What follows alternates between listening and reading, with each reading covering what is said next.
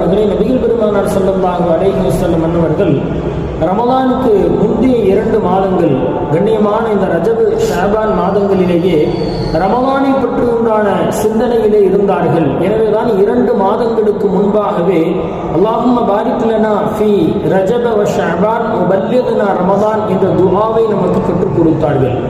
இதிலிருந்து புனிதமான ரமலான் மாதத்தினுடைய கண்ணியமும் மேன்மையும் மகத்துவமும் என்ன என்பதை நாம் விளங்கிக் கொள்ள வேண்டும். அப்படிப்பட்ட புனித ரமலானினுடைய முன்னோட்டமாக ரமலானுக்கு உண்டான தயாரிப்புகளிலே ஈடுபடுவதற்குண்டான மாதமாக புனிதமான இந்த ரஜப் ஷஅபான் மாதங்களை நாம் அமைத்துக் கொள்ள வேண்டும். எப்படியெல்லாம் இந்த 2 மாதங்களை ரமலானுக்குரிய முன் தயாரிப்பாக நாம் ஆக்கிக் கொள்ளலாம். ரமலானிலே நாம் கடமையான நோன்பை நோக்க வேண்டும். அதற்கு முன்பாக இந்த மாதங்களிலே நஃபிலான நோன்புகளை நோன்புக்கு தயாராக வேண்டும். அல்லது கடந்த ரமலானுடைய மாதங்களிலே யாருக்காவது நோன்பு கலாவாக இருந்தால் அவர்கள் அந்த கலாவான நோன்புகளை இதிலே நிறைவேற்றி ரமலானுக்கு உண்டான முன் தயாரிப்புகளை செய்து கொள்ள வேண்டும்.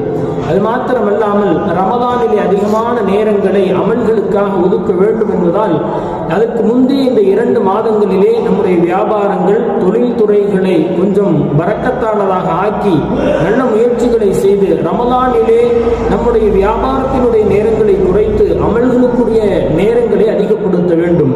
அது மாத்திரமல்லாமல் நோயாளிகளாக இருப்பவர்கள், மிக குறிப்பாக சுகர் பேஷண்ட்டுகள், மருந்து மாத்திரை தொடர்ந்து எடுத்துக்கொள்பவர்கள் தாங்கள் எப்படி நோன்பு இருக்கலாம் என்பதை நம்முடைய மருந்து மாத்திரைகளினுடைய கால அளவுகள் எப்படி அமைத்துக் கொள்ளலாம் என்பதையெல்லாம் உரிய மருத்துவர்களிடத்தில் அணுகி நாம் நோன்புவதற்கு உண்டான சௌகரியங்களை நாம் அமைத்துக் கொள்ள வேண்டும்.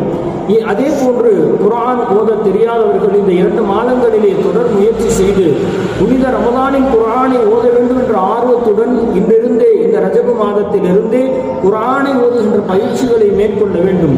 இப்படி பல்வேறு விதங்களிலே ரமலானுக்குண்டான முன் தயாரிப்புகளை புனிதமான கண்ணியமான இந்த ரஜப் ஷஅபான் மாதங்களிலே நாம் செய்து கொள்ள வேண்டும்.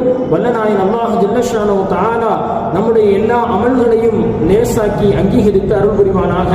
அஸ்ஸலாமு அலைக்கும் வரஹ்மத்துல்லாஹி வபரகாத்துஹு.